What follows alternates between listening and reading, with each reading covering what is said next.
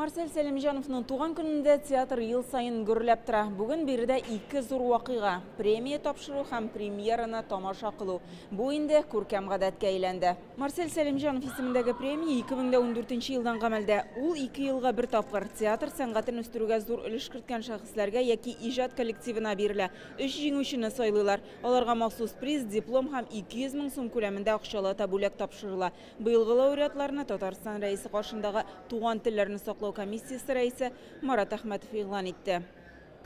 Халкыбыз белән телебезне, милләтебезне саклап, илне көнне сөендереп, матур итеп, бөтен дөньяга бүләк булсын татар дип яшик әле. Байрам белән хәерле кич. Иң беренче бүләк актерлык сәнгатендәге зур казанышлары, театр сәнгатенә керткән өлеше өчен Рауил Шәрәфиевкә. Театрда ярты гасырдан артык сәхнә тота, уйнаган рольләре 100дән артык, зал басып алкышлый.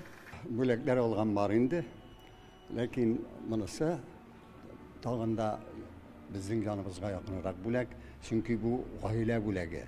Марсель Хакимович мине беренче мәртәбә популяр артист ясады. Ул Кәрим Тинчуринның «Американ» дигән әсәре иде. Мин шуны уйнаганнан соң популяр булып уяндым, һәм популяр булып калдым. Икенче лауреат драматург Мансур Гыйләҗев. Марсель Сәлимҗанов куйган соңгы спектакль баскетболистта оның пьесасы буенча сәхнәләштерелгән була. Марсель Сәлимҗанов ул минем өчен якты маяк булды. Балачактан ук.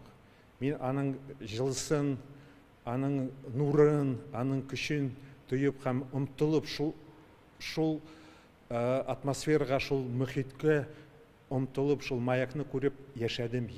Балачакта, яшь чакта, хәзер дә шулай яшим мин. Һәм быелгы 3нче лауреат Әкият Курчак театрының сәнгать җитәкчесе, Татарстанның атказанган сәнгать эшлеклесе Илгиз Зәйниев.